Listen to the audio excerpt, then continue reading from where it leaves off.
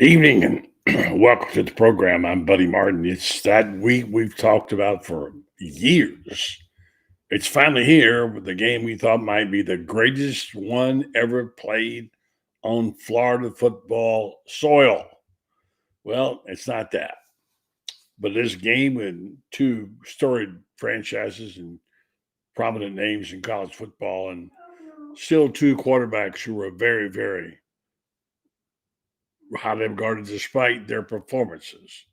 So tonight we're going to take you through that a little bit, talk about what might have been, and we have to get into this. And I promised some of my callers and listeners and readers I would not delve into too much into the coach thing because hey, it's Texas, Florida this weekend. It's something to behold. I don't care what the records are; it's still historic, and it's also football at the highest level. So stay tuned. We'll talk about that. A little bit about what's going on with cryptic messages. Yes, cryptic from the guy that most people want as the head coach at Florida. He's an Ole Miss. His name is Lane Kiffin. More about that later with Franz, Ben Troupe, and Loren Meadows right here on the Buddy Martin Show. Tell your friends and neighbors we're on the air. Yes, it's time again for Buddy Martin. Call him up and tell him what you're thinking. But be kind because he's doing the best he can. Better, stronger, faster. Mama says that alligators are ornery because they got all them teeth but no toothbrush. Hey, what if the voice calls while you're gone? Take a message. Bye. You ready, champ? I'm ready for this my whole life. I'm incapable of small talk. But that's why you love me, right? Kind of intimidating to be in the presence of so many great athletes.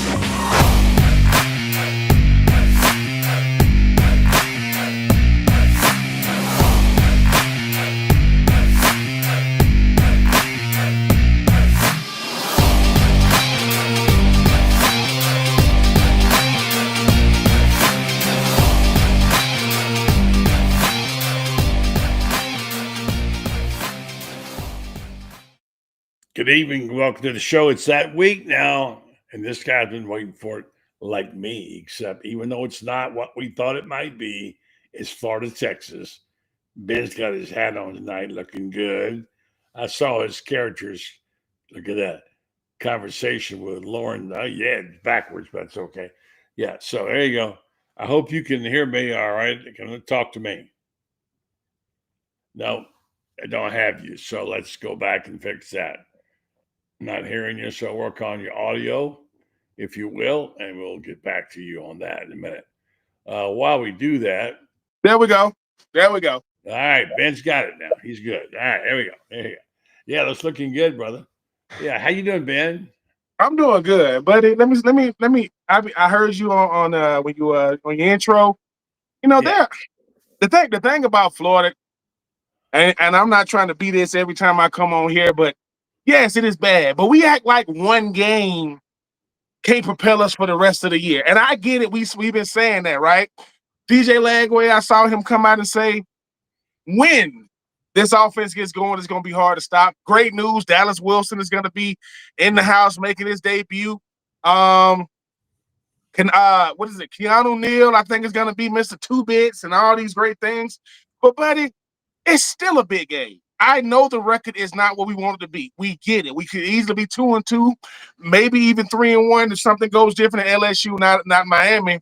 But we still got a shot to go out there and turn it all around. I know that, Lane Kiffin saying stuff like he wanted to be Coach Spurrier, and it's just a bunch of stuff been going on. But I'm still looking forward to the game. Anything can happen. We'll see what happens. Yeah, and we will talk about those cryptic messages. Some of you have not seen them or heard about them. And I just wrote a very long, what we call a think piece about the next coach at Florida. And it's called Zigging and Zagging. When you think you should zig, you zag. Think you zag, you zig. And a lot of times you zig the right way. The problem is, number one, and I'm not going to get too deep into this, number one, Florida's got a coach right now. To my knowledge, as you got fired in the last 10 minutes, Billy Napier is the coach, whether we like it or not. Secondly, we really not identified who's going to make the decisions on who the next Mhm. coach will be. I hear a lot of things, not the least of which is the people that talk to my friend or the money people say they're going to make the decision. Scott Strickland won't be allowed to do it. I don't know. And I also hear a lot of things I don't pay much attention to. I know this much. There's a big, big momentum to get Lane Kiffin here. And I'd be really happy if he was, but I have nothing to go on other than just what we wish. Oh, yeah, we'll talk more about that. Uh, I also heard from a very important guy who knows all the money people.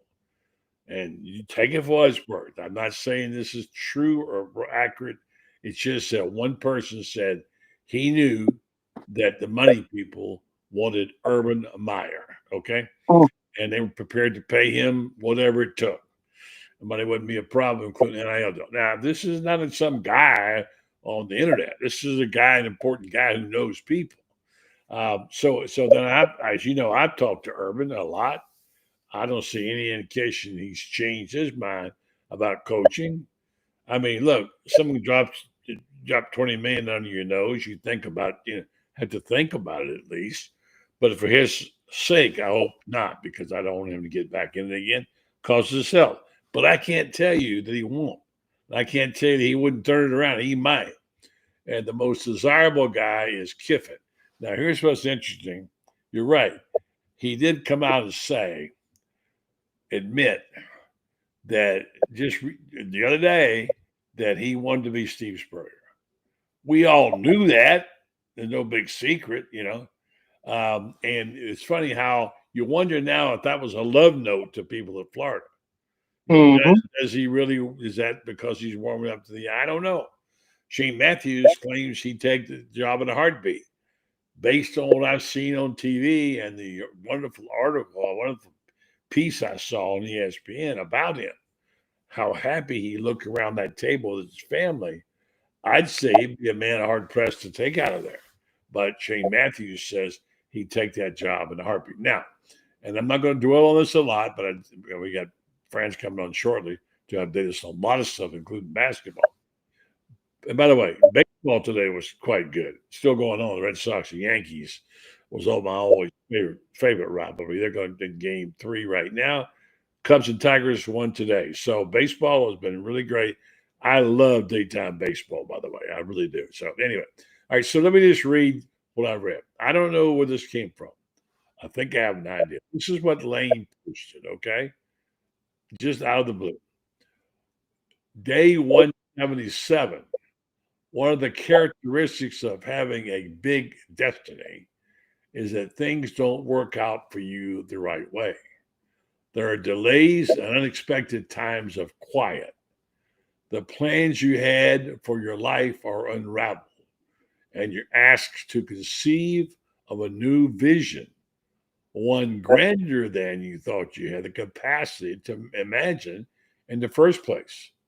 These rest periods are actually life's way of giving you an opportunity to work on yourself, to invest in who you want to be, to heal, to release.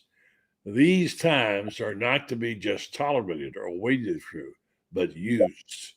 They are the quiet gifts that will lead you to the path you really meant to be on. That's pretty heady stuff right there. That's Lane Kiffin. That's Lane Kiffin. He's quoting a book now. He didn't write that. No, yeah.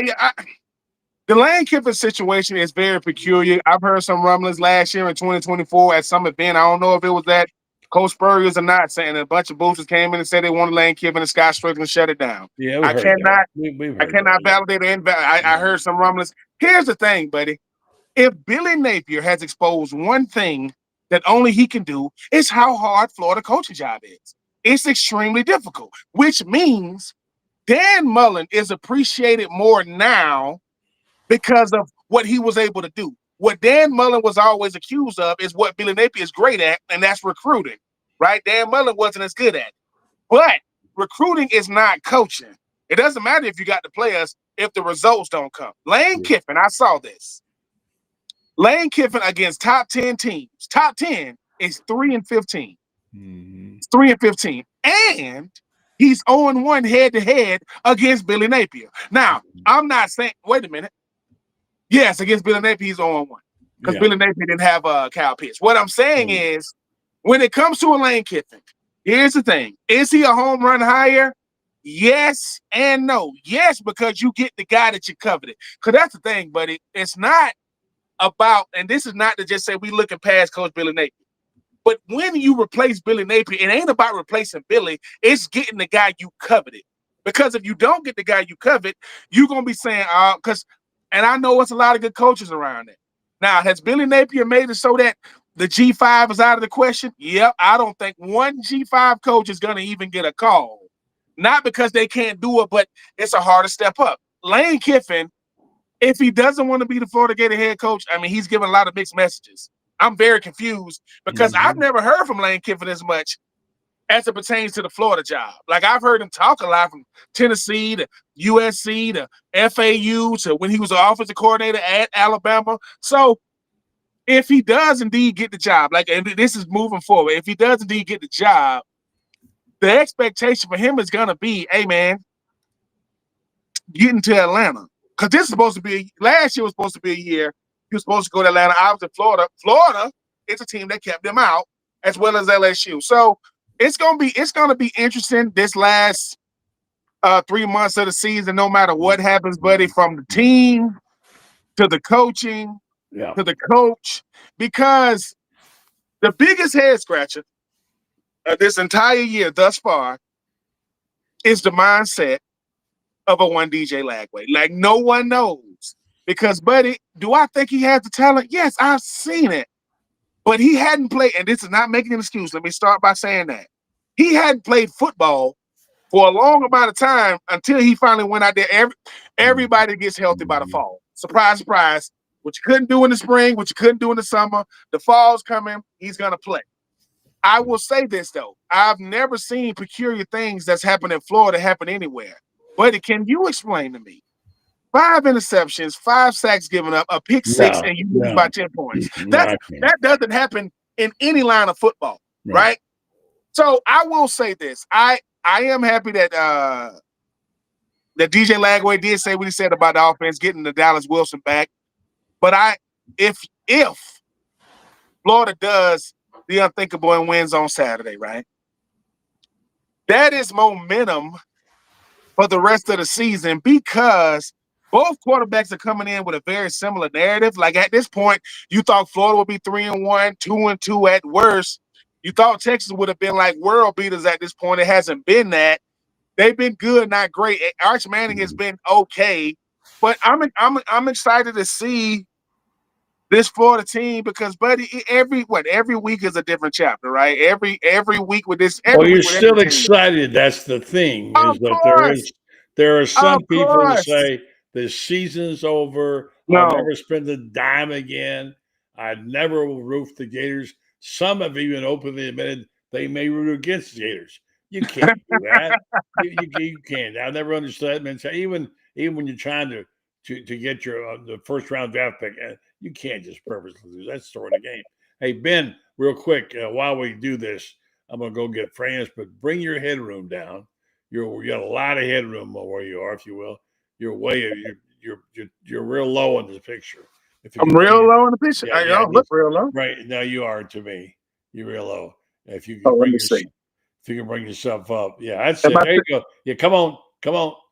You got it right there. Good. No, that's perfect. You had it right there. Right. That's right. Yeah. So we're going to get Franz, but before we do that, and I'm glad we need your enthusiasm tonight, because some people have forgotten, even though this isn't that incredible day we thought it was going to be, which was the greatest game ever played on Florida soil, by 2 world-class Heisman Trophy quarterbacks. It's still pretty good, and it's a beautiful October. It's a chance to go to the ball yard and see your team play. I would say that it could be a good day there to be there at the ballpark. All right? Make a comment, and I'll go get Franz. Go ahead. I just hope that people understand that what's at stake when it comes to a game like this, because Florida still has everything in front of them. No, we're not going to be, college football playoff team this year because of what has already transpired. But I just think that sometimes I want to give a lot of credit to my friend Stephen Harris. A lot of people seem to think that he's too passionate when it comes to Florida. He will go back and forth with the fans. He does it every week. And a lot of people think, why is Steve like that? And I get accused of, well, Ben, you contractually obligated to not say nothing negative about the players. I said, well, look, as a former player, I wonder how life would have been if social media was around in the early 2000s. It would have got crazy, especially for a person like me, because people forget nobody wants to win more than the players. It hasn't happened that way, but I just think sometimes when it comes to Florida Gator fans, we are our best and worst enemies because we act like the players don't care. They do care. We act like now can't control Billy Napier. That ship has sailed. Billy Napier had a conversation with himself, and he decided we're gonna keep calling plays. That's what he did. We got to get over it. But at the same time, unfortunately, we've seen this for 4 years. And I'm not talking about Billy Napier. I'm talking about how we go back and forth.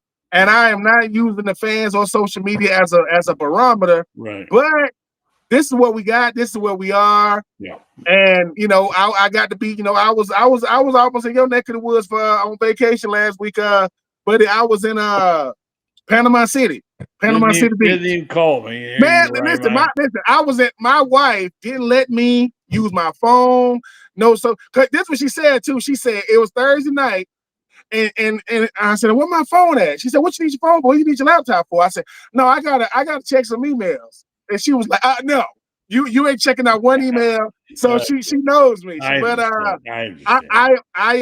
will be forever optimistic when it comes to Florida. Because I have no reason not to be, and like I said, if you don't win on Saturday, you don't win. But if we win on Saturday, we'll see. Yeah. All right. So here's the deal. I'm going to go to Franz now on this, and I'm going to say something that's not meant to be controversial, but I'm sure it will be, because I share the fans' view of the offense. But let me say that when you put it all in the same pot, and you say Florida lost this game because of, it wasn't all play calling. There were other factors that went in down. That was a big part of it, but that you can't say Billy Napier's play calling has lost him 3 games. No, there's other reasons that have happened. So some things have not gone right. I don't excuse it, Franz. By the same token, you can't just say that's the problem, can you? No, you can't. It's kind of like blaming the Wilson kid for throwing the shoe. Yeah, but you know what? You make a field goal, you make a field goal there at the end, and people tend to forget the shoe gate. It's kind of like the Alabama game a week later. If one guy remembers to run off the field, Florida wins that game instead of getting an illegal participation trophy that on the next play, and so forth. It's always more than just one play that decides the ball game. We remember one big play. It's kind of like people want to blame Billy for the South Florida loss. Well, Billy wasn't the guy that got called for holding or the guy that got called for pass interference that called 2 touchdowns back. Billy's not the guy that got called for a hold against LSU when the Gators had a chance to go up, 17-0 or whatever it was, or 17-7. But the play calling does stand out, because if there is better play calling, you probably can overcome these mistakes. It's a combination of everything, though, and I've been going back and forth with people today all day long about Texas coming in here, and a lot of people have already ceded this game to Texas, and they say it's not a question of will the Gators lose, but will they lose by 40 or more? Well, the people in Las Vegas have this, last time I checked, 6.5 points. A lot of difference between 6.5 and 40. Could it be 40? Of course it could. You know, we've all seen games when the odds makers had it so wrong it was unbelievable. But we've also all seen games. It's down to 4.5 now as of tonight. 4.5 points. Obviously, somebody in Las Vegas is thinking Florida is capable. Well, Florida money's coming in. That's what's happening. And I'm going to say something kind of crazy, but you know, I think maybe we're smelling an upset here. I think that's what we're smelling. Because if you go back to the dark ages of Florida football fans, which you and I do, Ben doesn't quite go by the cover. This is a perfect setup game for the old Gators, where they would break your heart all year long. You give up on them, and then they beat somebody. This is how it's always been with the Gators, you know? Oh, gosh, yeah. Remember? I mean, remember so many times, yeah. It's just like, oh, damn those Gators, and oh man, all right, come on, Gators, yeah. They play Penn State in 1962 I was there in the Gator Bowl. I was there for it, yeah. And Penn State, people were saying that Penn State really was the best team in the country. They were 9-1. They were very good. Coming into the ball game, and they were saying that Penn State was a better team than either Wisconsin, which was going to play in the Rose Bowl, or Southern Cal, which was undefeated. Both of them undefeated going into the Rose Bowl. Mm-hmm. And people were saying Penn State would wipe the floor with either one of those two teams. So that was the Big Ten was a mystery, and way out there someplace, and people, you know, hated the Big Ten, and the Big Ten thought that the SEC was a bunch of pipsqueaks. That's 17-7 was the final score. Mm-hmm. I remember. Tommy Shannon. Mm-hmm. I'm sure you do, buddy. Also, 1964, the Sugar Bowl. You've got Alabama and Nebraska outweighs the Alabama line by an average of 65 pounds a man. Mm-hmm. Well, guess what? Alabama. Those little guys for Alabama outquicked them. Alabama wins the ball game. Yeah. A couple years earlier, Alabama wins goes undefeated, wins the Orange Bowl, I believe it was that year.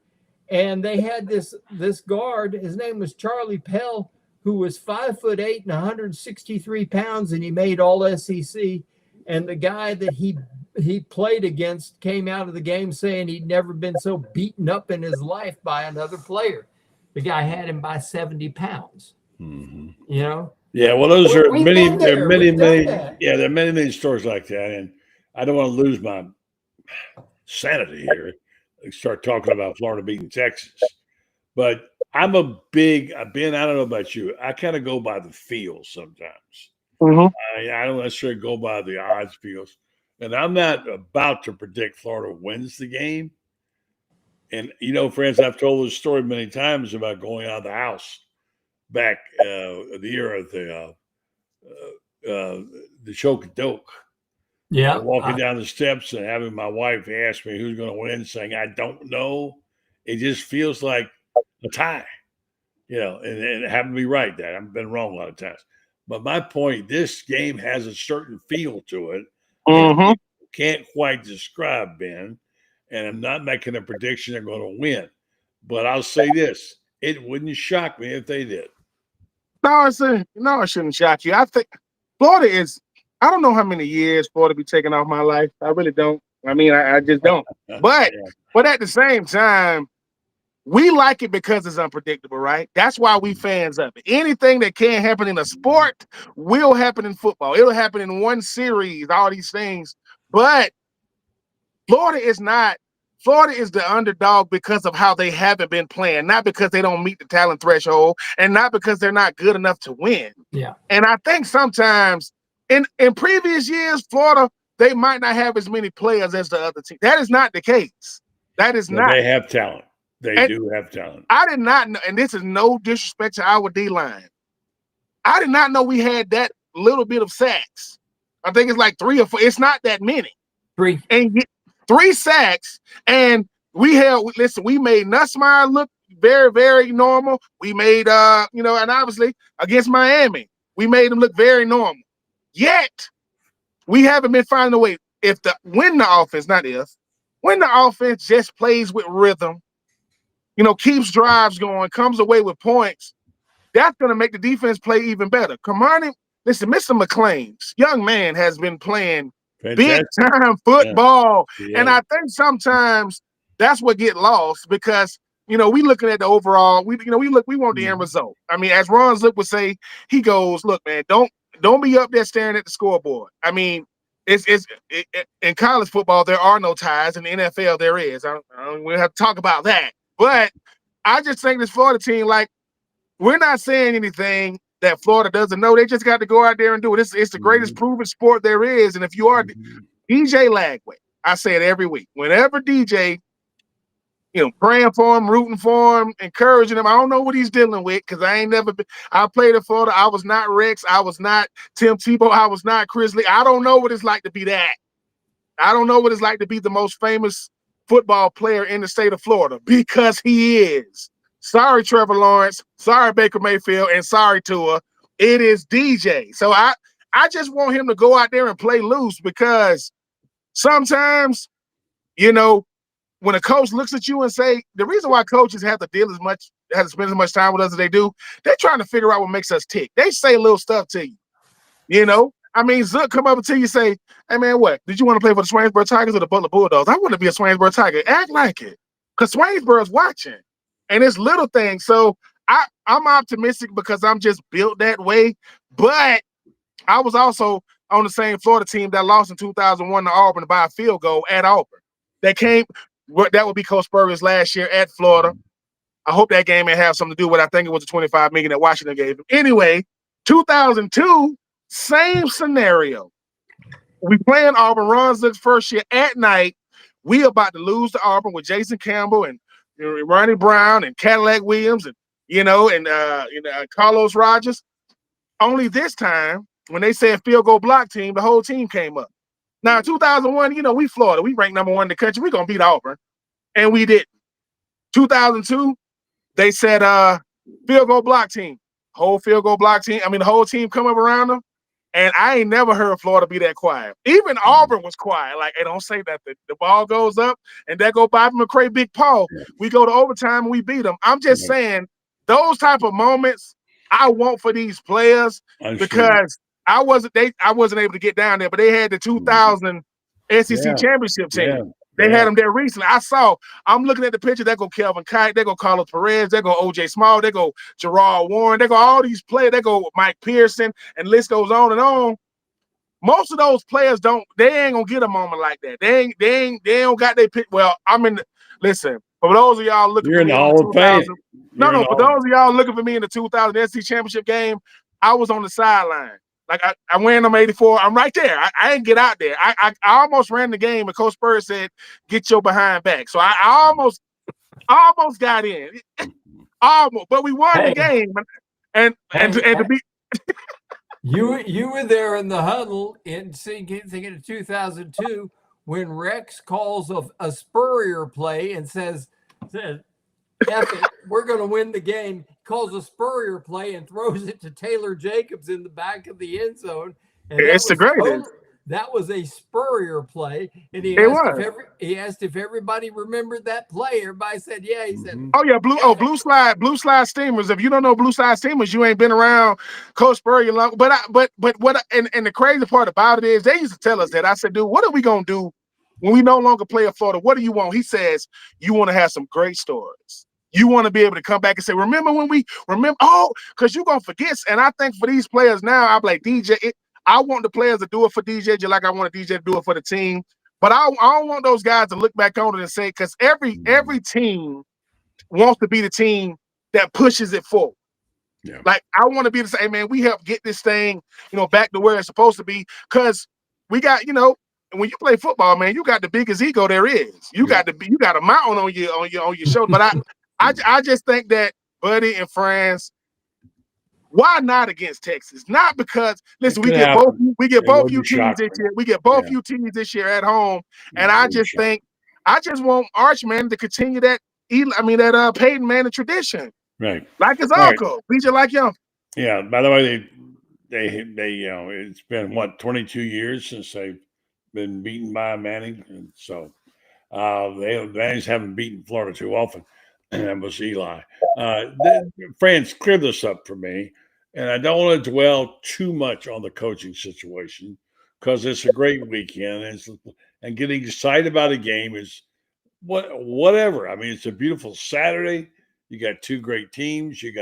I say great teams, great names in college football, not great teams. Two quarterbacks are still going to be terrific in their careers, and it's going to be maybe a great game. I don't know, but it's overshadowed by the coaching situation, and the name that keeps coming back up again is Lane Kiffin. Spurrier, with his comment last night, late that he admitted he wanted to be Steve Spurrier. That's who he wanted to be. And then he's posting these scripted messages from a book that doesn't look like Sun Tzu, but some people say it is. I've read it. And there are things they're pretty heavy. I don't know if you've seen them or not. Yeah. And give me your thought on that. And let's get to the coaching thing, get that wrapped up and get back to the game because I want to talk about it. And we got Ben Troupe. And we've got Loren Meadows coming. He's a birthday guy today, so we won't. Hey. Yeah. Well, all right. Here's the coaching situation. It's complicated, and yet it's easy. It's easy in the fact that if you were to take a poll among the Gator Nation, it's Lane Kiffin or bust.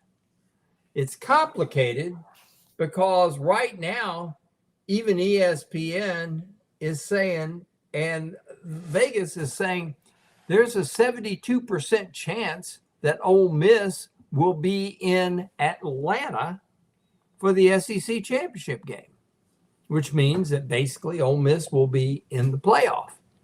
They got, from what I can tell, they got two ball games that they got to worry about, and that's at Georgia, and then they got Oklahoma. 10-2 in the SEC, they're going to make it. Okay, so does Lane Kiffin leave a playoff team with a quarterback that's probably the best story in all of college football now? That's the tough one you're talking about now. It's when timing is everything. Timing is everything. And then the next pick down the line, everybody says, well, what about Eli? Eli Drinkwitz. Doring loves him. He's also in the hunt right now too. So but he's another problem. He's got the number 1 defense and the number 4 offense in the country, and he's got a schedule that really, really looks like it could be a playoff team. He won 11 games last year, won 10 the year before. Does this guy walk out on a team that is going to the playoff? And here's the third part of this dilemma that we've got. Well, there's actually 4. I'll get to the fourth one in a second. The third part is this. Can you wait on Lane? Can you wait on Eli to get through the playoff? And you miss the December signing period for high school kids. And then if they continue to play, then you miss the new transfer portal, which is in January. Wow. I mean, we're talking about serious complications here. Now I'll throw the fourth complication at you guys, and I'd like to hear you both comment on it. I keep hearing, and I wrote about it this week, the greatest fear for Florida fans is twofold. One, that Billy beats Texas and starts a streak like last year and gets to, say, 7-5. People are scared to death about that because, okay, he wins enough games. Oh my gosh, he'll be the coach here next year. And the second fear is that he'll get totally blown out. And here we are, Gator fans, and we love our team, and we don't ever want to see our team get blown out. We got this is the dilemma central right now. I mean, you could not ask for more drama and more intrigue than you got right now. I mean, you got to hand it to us, Ben. They're in a place on earth right now with less intrigue than the University of Florida Athletic Department. Yeah, and I think you make a great point. I think your fourth point is the best one. If I had to pick between Eli Drinkwitz and Lane Kiffin, I would go with Eli for this reason. No one expected him to do anything at Missouri, anything. And you look at what he's doing, and I don't think he's recruiting in the same part of the country. Then obviously, Ole Miss, Florida, and so on and so forth. But I believe if Scott Strickland is thinking about the future and the present, I believe that no matter what happens, you might have to move on with Coach Billy Napier because you're always thinking about early signing day, which is really throwing a monkey wrench in everything. Early signing day has made everything crazy because now you're dealing with the current year. I mean, guys are signing for 2026 or 2025, right? And then you talk about national signing day, and I think because there's really nothing unless Florida just wins the rest of their games, which I don't think they're gonna do that. You've seen it before? I don't think there's nothing that Billy Napier can do this year that you haven't already seen. This is supposed to be his best roster, which it is, and this has been his worst start, which it is. And I think even if he's gonna give you some big wins, it's gonna be hard to justify bringing him back from the team that's coming back, the players that you want to bring in, and if everybody but Billy Napier has to make adjustments, like I know it's hard for a head coach to relinquish his play calling, but Brian Callahan, not that it matters, of the Titans, just relinquished his. It didn't mean anything. The Titans still got beat 26-0. But I just think for this year, Scott Strickland would have to justify bringing Billy Napier back, regardless of what happens the rest of the year, because a coach always has to be trending upward. I don't care who he is, and it's going to be hard. I'm not saying he won't, because Scott Strickland definitely rolls to the beat of his own drum. But if these boosters say they're willing to pay a buyout, right, they're gonna have to get some of them old 20s, them old a lot of scenarios. Yeah. All right, so let me do this. I want to bring Loren in just a minute, birthday boy. But I want to say this before we do that. There is something we've not talked about, and you know this guy. You played for him, Ben. And their dilemma is they got nobody to call plays. They can't turn it over to anybody. They can't hire anybody now because the guys they want are in the middle of their teams are in taking a shot at the playoffs. So they got to do something. So what if they did what Ron Zook had to do, which is coach his team the rest of the year after he was fired? Think about it. So Billy Napier is a placeholder. You tell him that, look, you're done. I don't care if you make a deal and say, we'll pay you $500,000 for every game you win. Whatever. Point is that you leave him in place and you go get your coach and you make the deal. You make Urban say no. You make Lane say no. And roll the dice. That's one. But before we go into all the scenarios, I want to get Loren's take. I want to stop and talk about my sponsor, the fine people at Meldon Law that we are so blessed to have. They are fine people and fine lawyers.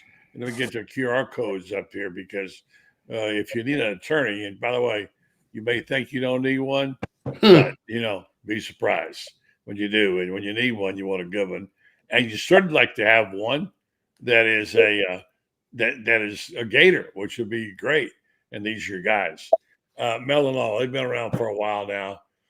They're doing wonderful things for the university as their only official law firm. They're doing wonderful things for the Gator Nation.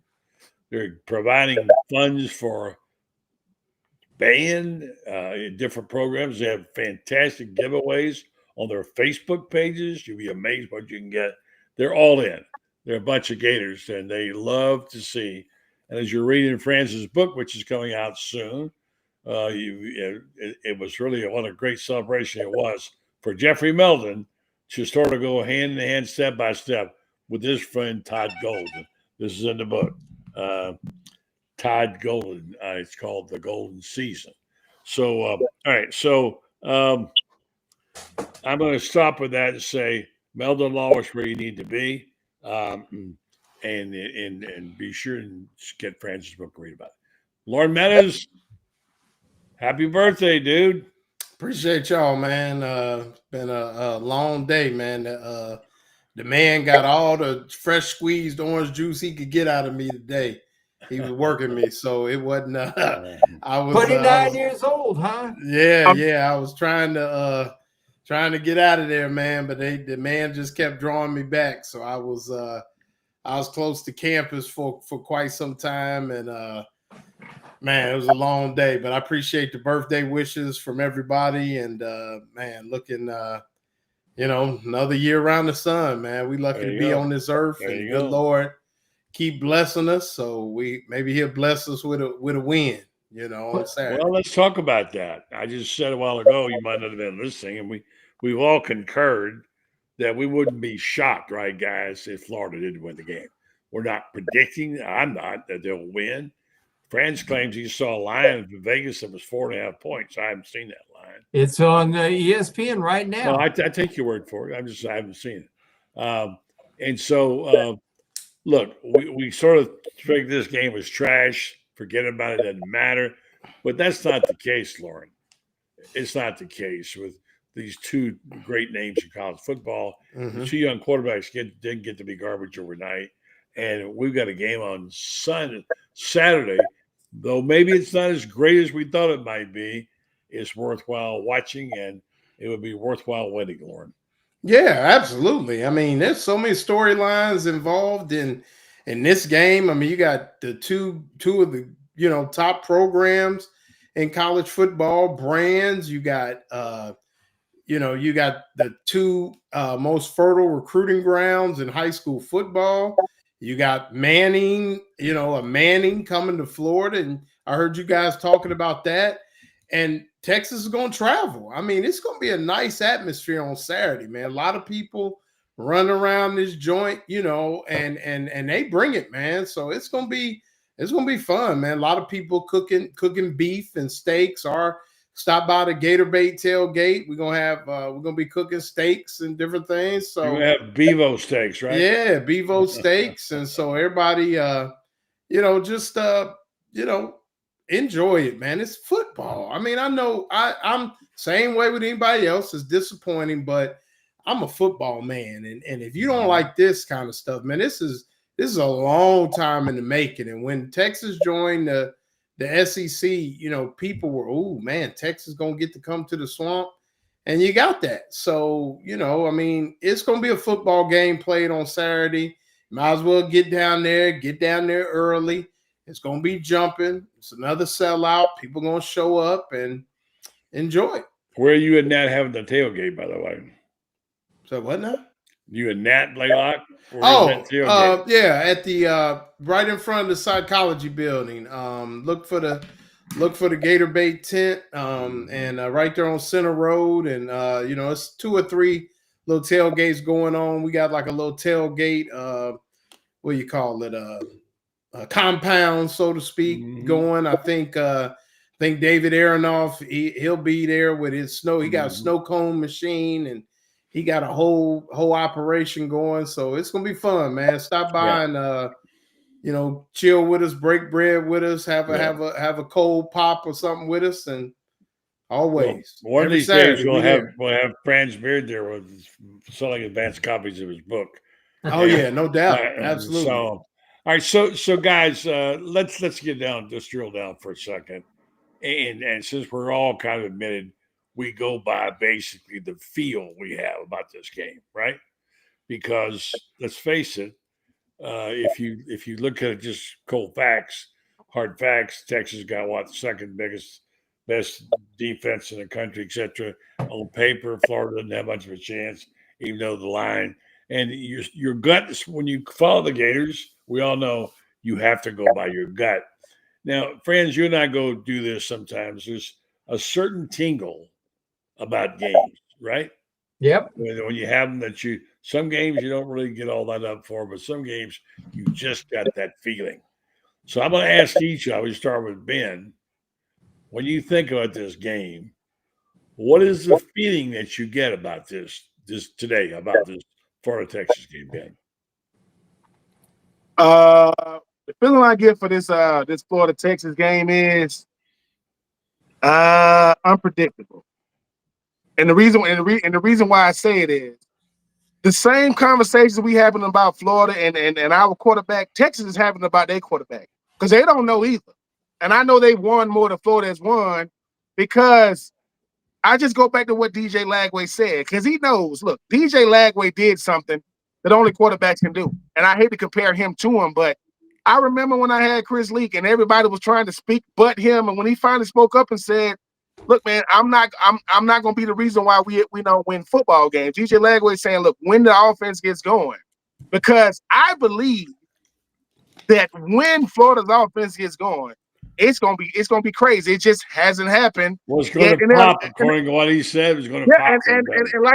And like I said, I just unpredictable is the word I have only because the things that happen in Florida only happen here. Not just throwing shoes, and 5 interceptions and 5 sacks. You lose by 10 points on the road. That doesn't happen to anybody. So for me, it's gonna be unpredictable, and that's why I love it. If ain't nobody looking for no guaranteed wins. It was unpredictable for my time at Florida before and after. Because I think for Florida that's a good thing because you don't know what you're getting on. Texas don't know what in the world. Finna step out there with him on Saturday, and I think that's a good thing. Yeah, friends, we go back to the promise. Ironically, it was Ole Miss that they lost to after that game, and now we've got an emulation of that, shall we say, and the DJ Lagway guaranteed they play better. I will ask you about that, and also how much can we put into the fact that Billy Napier said yesterday that DJ Lagway had his best practice ever. What about that? Well, I think that DJ's overdue to have a great ball game, to finally come through.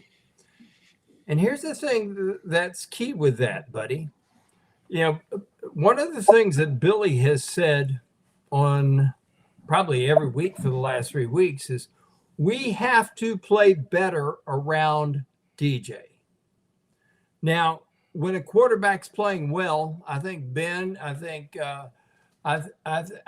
Loren would say, y'all both played college football. When the quarterback's playing well, it's easy for you to play better too. Mm-hmm. The quarterback, there is no position in all of sports more important to the success of a team like the quarterback in a football, college or pro. Mm-hmm. No position does that.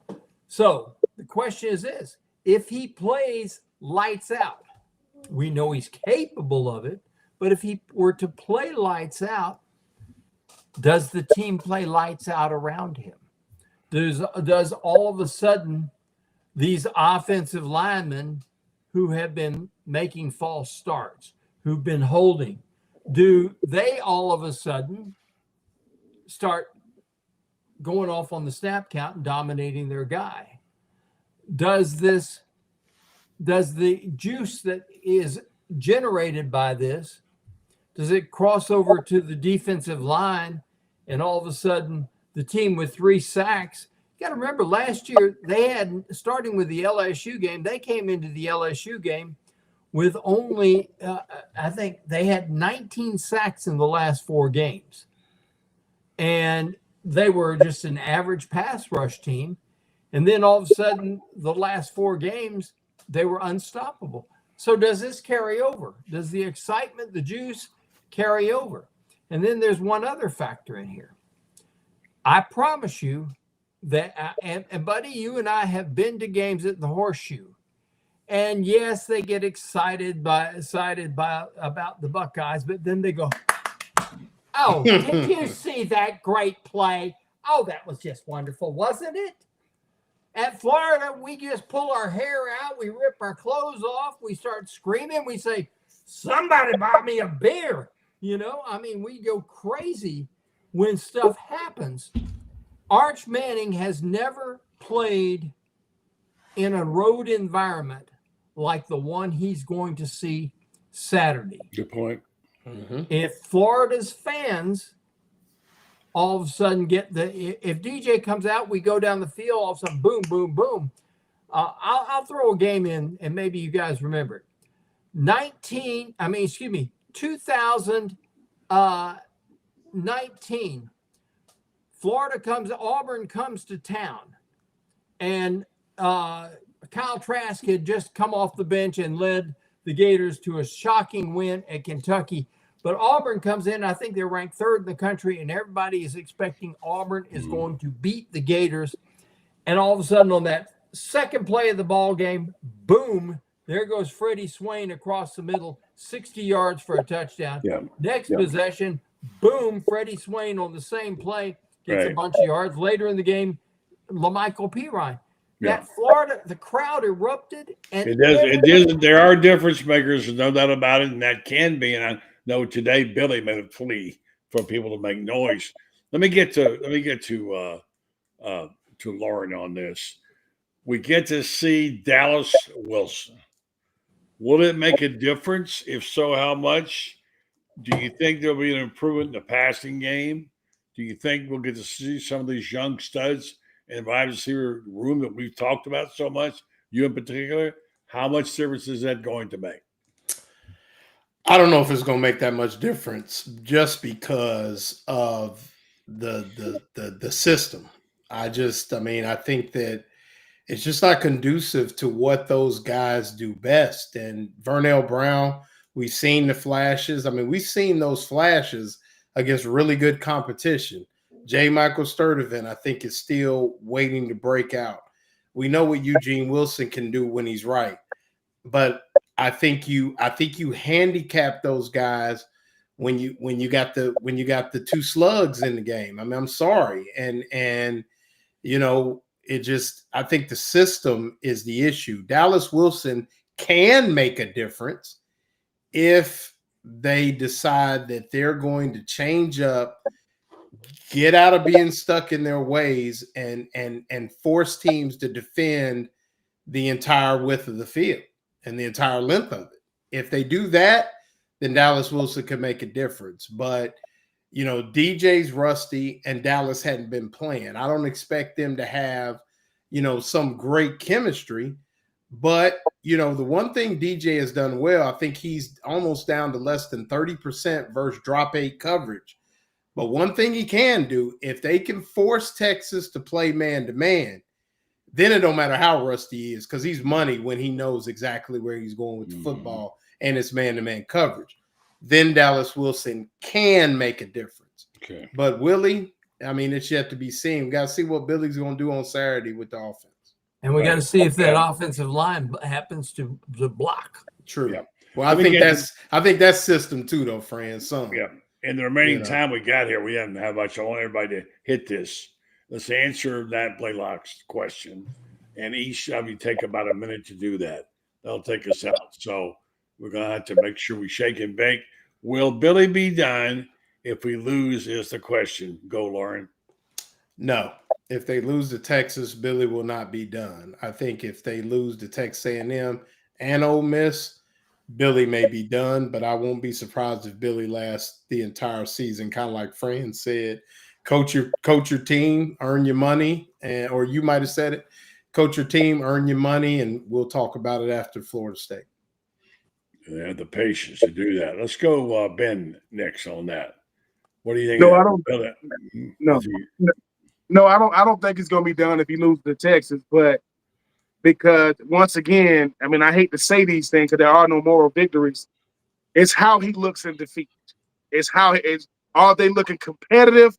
Because most teams going to lose to Texas. Let's face it. But if they look competitive, he'll. And I do agree. I think that he does be here the rest of the year. But I think Scott Strickland. He gonna have to make a home. I don't know if there's a such thing as a home run hire, but he gonna have to be close. He gonna have to be extremely close because everybody wants Billy out. But the next guy, that don't mean he's gonna be a home run. But he gonna have to have a resume that you don't have to explain on ESPN. I know that. Right now, it looks like there are only 2 home runs, and one would be obviously Lane Kiffin, and some would say Urban Meyer, and that's where some of the smart money is. Urban Meyer is a grand slam, but he ain't going to be there. Yeah, I understand that, but there's a group of people, as I told you, a very important person connected to rich people told me that these money people have identified Urban as the guy. They want him, and they think they can come in for a couple of years, fix things, get the because really the big thing is how much collateral damage has there been, and that's the issue, right? All right, Franz, to address the question, will Billy be done? And if they lose, if not, what's it going to take? No, he's not going to be done. I'm of the opinion that it's going to be one of 2 things. He'll either be fired if he loses 2 in a row, the next 2. He'll either be fired after the A&M game, or they'll wait till the end of the season. One of those 2 scenarios. But if he splits the games, if he splits these next 2 ball games, let's just say that, I think then they'll wait until the end of the year. You don't think he's going if he loses the next 3 frames? Let me rephrase the question this way. We only got 2 seconds, each of you. Is there any scenario which can save Billy? Loren, go. Got to win out, or go 8-4. Excuse me. He's got 1 mulligan left. Got to go 8-4. He's got a mulligan left. Okay. Got to go 8-4. Ben, is there any? Oh yeah, if he goes 8-4, there's no way you can get rid of him if he goes 8-4, because he'll have done 8-4, 8-5 with the back-to-back hardest schedules in the country, regardless of how it looked. Franz, you're the ones to be careful what you wish for, because if he wins, he may be here. And that's I'd say 7-5 if the loss is white knuckles. If let's say at Aggie Land it comes down to an overtime loss, but he wins the other games, or Georgia it comes to an overtime. Yeah, 7-5 will do it under the right circumstance. But 7-5 with that loss might be you got your doors blown off. No. But 7-5 will do it under the right circumstances. 8-4 certainly. He ain't. They won't fire him at 8-4. Guarantee you. Yeah. So birthday boy. You mean that old Saturday Night Live line? You mean we got a chance? There's a chance. Yeah, there's a chance. I mean, he got the roster to do it now. Yeah. I mean, he does. Just he got to get it done, man. Already, happy birthday to you. Thanks for sharing. Thanks, guys. Appreciate it. You're looking good at this old age. You're getting pretty good at it. All right? I don't see how y'all do it, man. I'm 52. You baby. You don't I know, and I ain't crap, Yeah. man, compared to Buddy Martin and Franz Beard, man. I can't. They're the goats. They know they're the goats. You've been telling Marsha you're 30 for 5 years. I gotta go, guys. Goodbye. Thank So you is very she. much. That's Great job. Happy birthday. Thanks. all right. See y'all, guys. All right, folks. So wrap it up tonight with our guys, our all-star cast here on the Buddy Martin Show. Time to tell you about Titan MRI and Imaging. Now with 3 locations to serve you. 2 in Gainesville with Park Avenue. And also now the Millennium Center. 1 in Lake City, serving all of Columbia County and Valdosta, Georgia. They're close up there if you've ever driven. Titan MRI and Imaging offers the same great customer service, which makes them so unusual. And they will be able to custom make an appointment for you. If you work during the day, you can't get there, you only get there at night, they'll make you a night appointment. They have insurance, I'll accept your insurance, or you can go through their convenient self-pay options program. They offer MRIs, CAT scans, x-rays, and ultrasounds.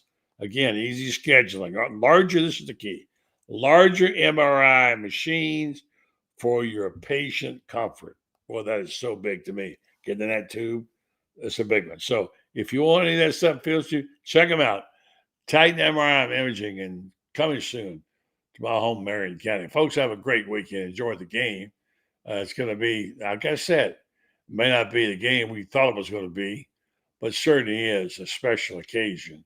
And one I think I'm going to enjoy being at. I'm going to try to just enjoy being where I love being, which is the press box on a Saturday at Florida Field on a great October Saturday. Have a great one, folks. We'll talk to you again in a few days.